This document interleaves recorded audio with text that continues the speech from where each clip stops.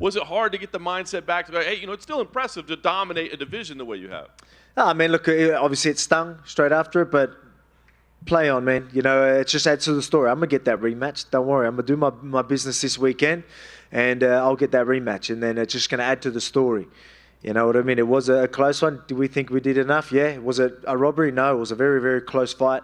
I know that, but I showed you guys and I showed everyone that, I definitely wasn't going to get ragdolled like everyone thought. I ended up on top and really put it on him. But the next one, I'll take that win, and it's just going to add to the story. Last thing for me, and you kind of touched on it there. I mean, a win here obviously would be huge. I know you were impressed with Ilya Topuria. I mean, do you want to continue to defend this belt? Or I wasn't that impressed. Yous were. But, I mean, I'm glad that everyone's impressed because, again, that'll just hype up a future fight. Just, but I've got a more of a threat in front of me this weekend, so I'm going to pay attention to that. If Ilya wants that smoke, it's going to be good because I know he will talk that trash, which is fun, and punching people in the face that talk trash is so much better. Alex, just going off that, why exactly weren't you impressed with Ilya? What did you see that we perhaps didn't see in that fight? Well, mate, I can't give too much away, right? I think, I think a lot of people could probably touch on some of the things, but put it this way. People don't look like that when I'm in front of them. You mentioned there about the people talking trash. I'm assuming you weren't that impressed with his prediction that he would beat you in the first round, should you mean? Yeah, dreaming. Okay. With the Islam fight, is that one of those fights where 25 minutes in there with him gives you such a good game plan and blueprint for how to beat him the second time? He's one of those guys that once you compete against him, the first time you know exactly the adjustments you need to make for the second fight. Mate, I knew what adjustments I needed to make as soon as I stepped out of that octagon. Straight away I was like, man, I wanted that rematch right now. Like, I know what to do. Everyone knows I'm good with the rematches. And yes, they're just right now, again, I've got to focus on Yair Rodriguez. But that'll come. Yeah. With the Rodriguez thing, you're going from lightweight back down to featherweight. I saw in some of your pre-fight stuff that you were saying you felt a lot sharper and more explosive. What's the biggest sort of thing you weren't expecting from the weight changes that you've had over the last year? So going heavier? Well, so you've got from going heavier and then going back lighter. Oh, yeah, but I mean, obviously noticed that extra weight. That's why during camp, like when I was doing the bulking and I was a little bit heavy, everyone knows the workload that I've got. It was at the end of the week, my body was definitely feeling it, carrying that weight and wasn't obviously moving as much, and just definitely warn you that little bit more. So halfway through the camp, I'm like, I want to be a little bit lighter. I want to be, because I reckon I'm going to be just as strong anyway, and I'm going to be fast. So we found that perfect weight, and that was a little bit lighter. So I wasn't too much heavier than I would be this weekend, to be quite honest. Not too much anyway. But it feels good to be at featherweight again and being as sharp as ever. So definitely that bulk made me stronger though. That camp and again rising to that challenge, to that occasion, definitely put some of my skills on a whole nother level. In some of the footage you put on your YouTube channel ahead of this fight, I've seen some spinning kicks from you that we haven't necessarily seen a lot. Is part of you kind of like, I'd love to knock out Yair, the spinning kick guy, with my own spinning kick? Mate, I do beat a lot of people at their own game, so you never know. As I've been saying, Taekwondo Volk is coming for fucking everyone. Excuse my French. So. Right here. A lot of talk going into this card about like Robert Whittaker maybe making a quick turnaround for Sydney. Is there any interest on your behalf to do that? I know you said you want to be active, or is that maybe too much with like championship fights? Oh, I mean, it wouldn't be too much. There's a couple of hurdles there. Like obviously making sure you got the right opponent, making sure there's no injuries and little things like that. But so Emma's, my wife, is due like 2 days before the Sydney card. So there's another little hurdle there. But we're talking to doctors, maybe induce a week earlier, or you know what I mean? Like we'll see what we could do. With all the stops. If we do get Islam and Charles again as the next lightweight title fight, do you expect that to go similar, or do you think maybe we get a different result this time? I expect that to go similar. And that's no disrespect. Well, I mean, obviously, Charles is very dangerous. He can always catch him, but I think. Islam's style, he's patient. He doesn't take unnecessary risks. So you need to, put it to him in different ways than just hoping to land something, just one shot. I think so. And I'm not saying that's all how Charles fights. I just think, look, Islam's good. He's well rounded. You know what I mean? A lot of people are trying to say, oh, we found a chink in the arm, or he's like, I've figured the puzzle and all that. That's me. That's because I was in front of him. He is as good as you were saying, but I just told you that how good I am, and was going to show you that. But again, every time I talk about it, I'm just like, fuck, if only I got my hand raised, it's so much better conversation to have. But yeah, I see it being the same. So I'm the guy to take that belt. If Charles did win, would any of you be disappointed? Like, is going back to 155, is it about beating Islam or the belt? What's more important to you? Beating Islam. Mm-hmm. Alex, over here. You mentioned Charles Oliveira. What did you make of his performance against Beneil Dariush? He was counted out by a lot of people, and he went out there and made a statement. It was. I was surprised by how many people were counting him out. Again, look at who Charles has fought, the who's who, and he's so dangerous. You know what I mean? So I wasn't surprised. I know Dariush is very durable and well-rounded, but I mean, I just thought that matchup wasn't too bad for Charles. And he showed that. Again, he's a dangerous dude. So you got to be careful, and you got to approach him the right way. We were here about a year ago when you fought Max Holloway, and you talked about sort of being disrespected a bit by people, calling, there's Max calling him the uncrowned champ and all that. And since then, you've had the fight with Islam, and I know it didn't go your way, but a lot of people felt like you put on a very good effort. How have things changed from the fan perspective? Because I feel like you gained even more fans from that performance against Islam. Yeah. It's obviously the stocks didn't lower after that one anyway. So that's why so many people, were obviously saying to me like, oh, you should be proud, like, oh, because I was surprised. You'd be surprised how many people, didn't think I'd be, thought that I'd probably get manhandled, like, you know what I mean, and didn't think I stood a chance. And there's probably people close to me that thought that. There was vibes I was getting, the whole way through the whole thing is like, almost why you're doing these vibes.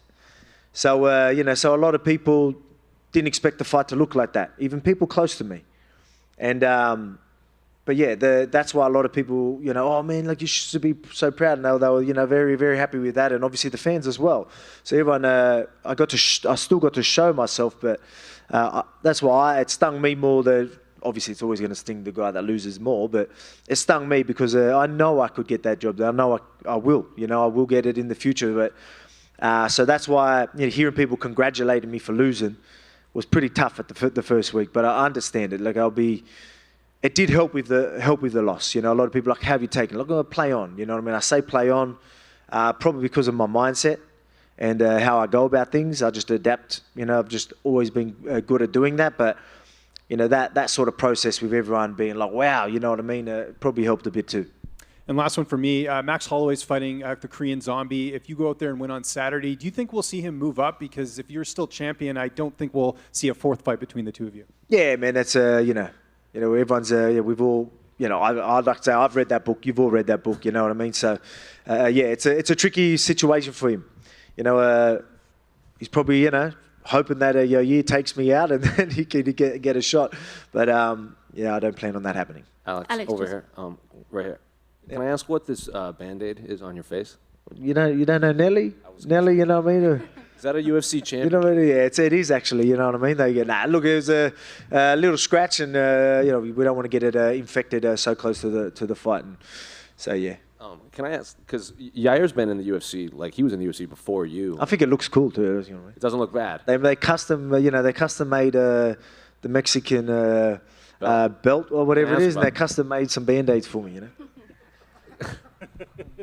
Can I ask, how long has Yair been on your radar? Because he was in the UFC and he had a lot of highlights even before you came over. So it felt like there were a lot of breaks in his career. But like, how long has he been on your radar as a future opponent? They're all on my radar, right? Like I keep an eye on everybody, but yeah, he's definitely been right up there. He's had a couple of number one contender fights as well, being in position where, knowing that he could be next or coming up soon. So I'm definitely, because I know how dangerous he is, so I knew he would eventually be there. But you just had to wait for the right time that it was his turn, and being interim champ, it's his turn. So the timing fits very well, and here we are, International Fight Week. Do you pay attention at all to the top of the bantamweight division too? Because there's fighters like Aljamain Sterling that says like, well, look, if I beat Sean O'Malley, I'm going to go up, and that's another possible super fight for you. So do you pay attention to down there as much too? Oh yeah, for sure. Like I think if he goes out there and takes out Sean, like he's definitely paid his dues. How many times defenses would that be? 3 or 4. 4, yeah. Yeah. So there you go. I think so. He's a big dude, but yeah, we'll just obviously he's got a tough fight ahead of him. But yeah, that's another possible fight. So yeah, there's plenty of options. And again, I want to be active. So cool, keep him rolling. Are the Nuggets going to be in attendance? Yeah, I think Jamal Murray's definitely going to be there. I don't know who else. So, see, I'm a Nuggets guy. So yeah, it was good. The timing was perfect actually. So I ended up meeting him in August last year, and he got into the season. I was backing him, and they won. Perfect. And now he's going to be here International Fight Week to support me. So looking forward to it. And the last one for me, Saturday's going to be Robbie Lawler's last fight in the UFC. So I'm curious if you have any favorite memories or favorite fights from his career. Oh man, there's so many.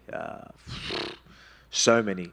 I mean, that war they had the face off, you know what I mean, and his lip was just completely open. You know, that's got to be a pretty iconic moment. So even me and myself and Ortega had like a face off, you know what I mean. I was even like sort of thinking I get them sort of vibes, you know what I mean. So that just shows you, you know, that's a big moment for me. But you know, I think of that when I look at that Ortega. So it shows you how much of a big moment that was, especially the blood they had and, you know, the war they had. It's crazy. Alex, People always remember those fights. Alex, just over here. You mentioned about the transition back down to 145. Was that hard, and do you see yourself being able to do that successfully, going back and forth through the divisions? Yeah, no, it wasn't too hard. Actually, I didn't end up that much heavier. So we did the body scans once we knew the fight was happening, and we were sitting at pretty much the same that same weight or like muscle and everything as we did like for July last year. So I don't think we actually put on too much. So and I don't want to for next time at lightweight. I know I don't need to because the strength's not the issue. Yeah, and I know my strength and my technique will be enough for all the lightweights anyway. So then that'll make that transition much easier. Do you think that would impact your performances at all at lightweight, making that transition? Nah, because I'm going to sit around pretty much the same weight. Mm-hmm. And you worked with Carl Van Roo in the run-up to this fight. How beneficial was that? Oh, yeah. I was lucky enough to have a couple of people in camp that Yair is very good at all ranges. Long range, obviously you got the Taekwondo, and then you got the short range sort of unpredictable things that come from everywhere. So I was lucky enough to have Blood Diamond, who's if you ever watched his kickboxing highlights, go have a look at that, and you'll see a lot in Yair Rodriguez there. So that was great having him there, and obviously he's bigger. And then Carl Van Roon, that 11-time Taekwondo world champion. You know, he's a specialist at what he does, and he does MMA. He understands the game. He did a lot of study and really committed to being a training partner for me, and he's, again, a lot bigger than me. So having guys like that to not just go through and work techniques with me, I was sparring these guys.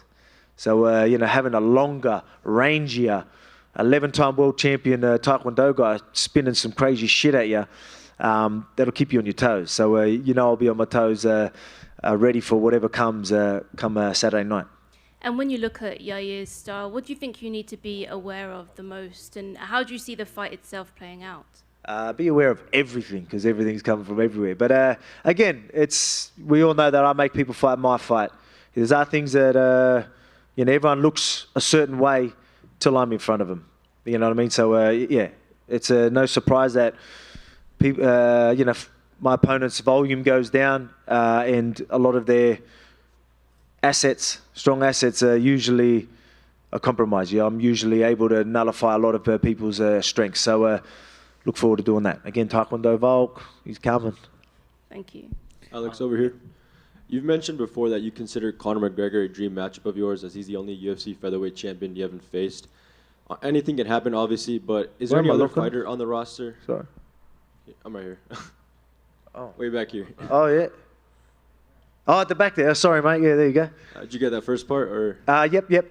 Okay, so anything can happen, obviously, but is there any other fighter on the current roster within the featherweights or lightweights that you would love to face, or even a past fighter that you would love to share the cage with?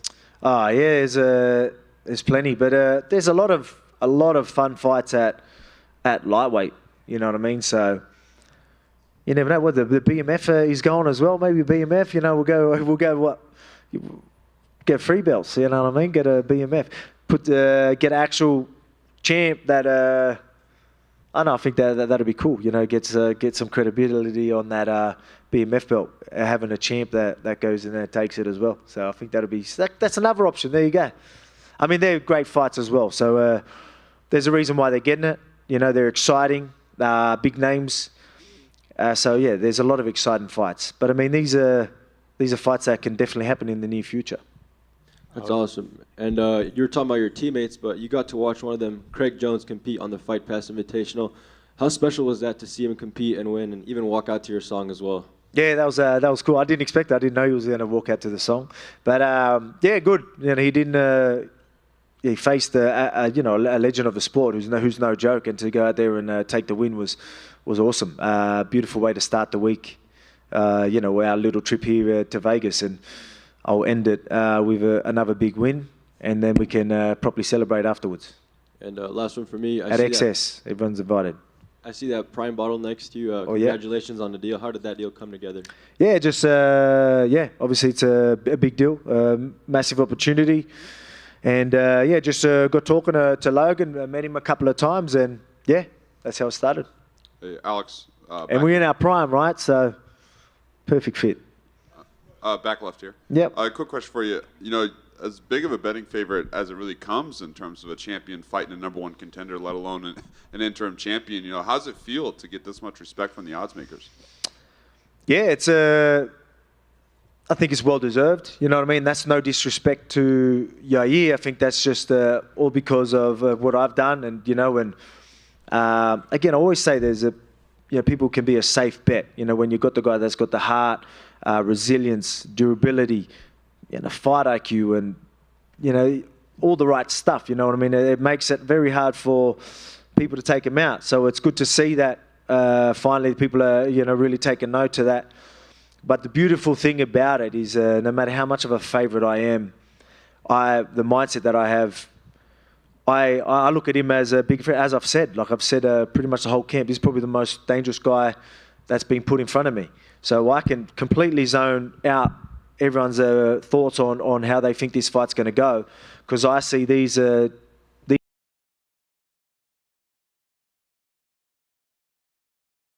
you'll never see me underdone every time I step in that octagon. Awesome. And then last question for you. You know, in Las Vegas, anything you particularly enjoy about Las Vegas? Everything. I enjoy everything. I mean, I was asked, what do I love about it and what I hate about it. I love and hate both of them. Right now, while I'm cutting weight, not being able to eat and really, really enjoy Vegas, I hate it. But then straight after the fight, I'm going to love it. Alex, you mentioned earlier Yair's custom belt that he had up there. You know, the interim belt itself rubs a lot of fans the wrong way, but he's sitting up there with an interim belt and the custom belt both in front of you. What do you think about that? Like, do you think that's maybe disrespectful at all in a way? For a second, I seen a bit of red on that. I was like, wait a second, is this the Mexican one? No, sorry, do I feel disrespected? Yeah, that he's sitting up there with 2 titles and neither of them are the undisputed one. I don't care. You know what I mean? I know I'm the champ. Everyone in here knows I'm the champ. The world knows I'm the champ. So it doesn't faze me one bit. As I said, and that's no disrespect to Yair Rodriguez, but, mate, make the most of it. Enjoy it while it lasts, because I plan on winning this weekend. And just last thing, what did you and Mel Gibson talk about? No, man, just, he's obviously a fan of the sport. You know, you see him at a lot of events. He's been at a couple of my events. And just said that he loves seeing someone that's, I think his words were excellent at their craft. Something like that, just sort of stuff like that. And obviously I've said I was a big fan, and it's cool to have Braveheart saying shit like that to you. Hey, Alex. I just wanted your thoughts on Ilia Topuria, him as a fighter, and just his fight with Josh Emmett. Like, do you feel like he's next? Yeah, I think that we'll use all hyping him up. A lot of people are asking me about him. So yeah, keep honestly keep my contenders, top contenders away from him, because I might not be facing him. You know what I mean? Like, again, use a saying he's the guy, and well, yeah, cool. Well, that's good. Let's keep him away from everyone, so he can. If he's going to get a whooping, let's make it from me. Thank you. No worries.